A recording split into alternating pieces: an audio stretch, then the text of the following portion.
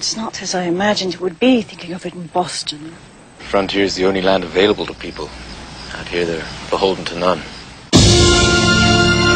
As a new land was being carved out of an untamed frontier. Just dropped in to see how you boys is doing. One man, defiantly courageous, stood his ground. I thought all our colonial scouts were in the militia. I ain't your scout. You sure ain't no damn militia. One woman, fiercely independent, followed her spirit. My father warned me about people like you. He said, do not try to understand them. Do not try to make them understand you. Thank you so much. They shared an adventure. It was a war party. That means they're going to be attacking up and down the frontier.